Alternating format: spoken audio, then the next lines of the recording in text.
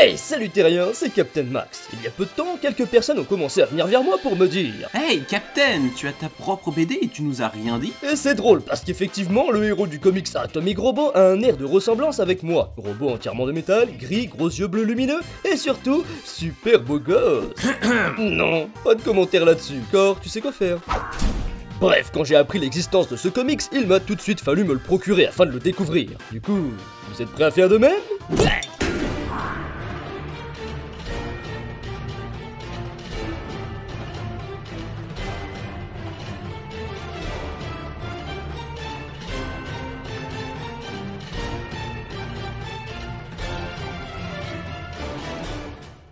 Brian Clevinger, l'auteur d'Atomic Robot, est un écrivain américain né en 1978 et connu depuis 2001 grâce à son webcomics gratuit 8-Bit Theater. Ce dernier est lisible sur son site Nuclear Power et possède plus de 1200 planches réalisées avec l'utilisation de sprites essentiellement repris du jeu Final Fantasy sur NES.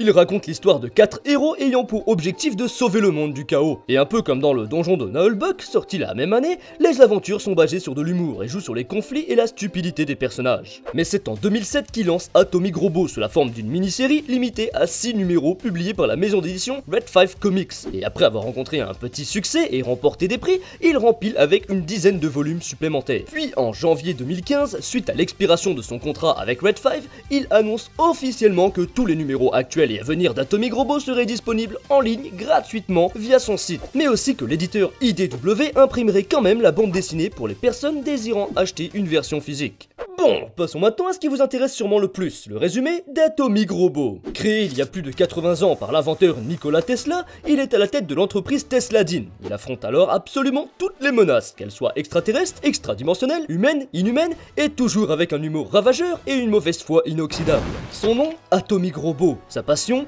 la science. Son talent, la bagarre.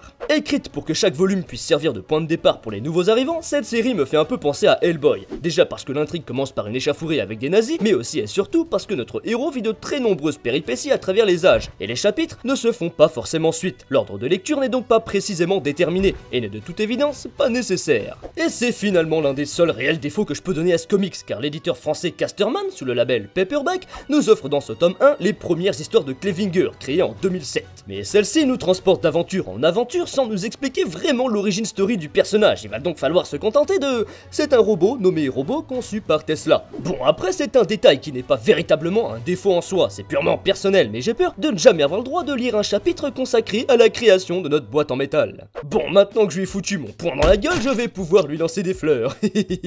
Déjà, sa couverture vous décrit parfaitement l'œuvre. L'image centrale pour vous indiquer que vous aurez le droit à votre dose d'action et une case secondaire, vous faisant comprendre que ce comics ne lésinera pas sur l'humour. Acceptant chaque mission, que ce soit pour détruire du nazi, écraser des insectes géants ou stopper des pyramides mouvantes, Robot n'a peur de rien, fonce tête baissée et garde toujours son sang-froid. Notre héros, super badass, est donc assez imprévisible, et tel un acteur des films d'action des années 80, comme Stallone ou Schwarzenegger, il finit régulièrement par arrêter les méchants au détriment de tout l'environnement qui l'entoure. Expert en destruction de monuments archéologiques, ce robot doué de conscience est très sensible et sait être très touchant lorsqu'il se remémore ses aventures passées avec ses anciens camarades de guerre, présentés alors sous forme de flashback. Côté graphique, c'est très propre, avec un style de dessin plutôt cartoon, toujours très dynamique, malgré sa mise en page assez standard, souvent répartie en 5 cases, à quelques exceptions près, ce qui offre une lecture souple et facile, adaptée à tout type de public. Comics rempli d'aventures, d'action et d'humour, les fans d'explosions et de situations deadpoolesques devraient être séduits par Atomic Robot. C'était pour moi une première lecture chez l'éditeur Casterman, sous leur label Paperback. Et après avoir fait un tour sur leur catalogue, Atomic Robot ne sera pas ma dernière lecture chez cette maison d'édition. D'ailleurs, ceux qui me suivent sur Twitter le savent très bien. Et bien voilà, comme d'hab, je vous mets le lien dans la description si ça vous intéresse. J'espère que cette vidéo vous aura plu, n'hésitez pas à me le faire savoir. Merci encore et à très bientôt, terrien.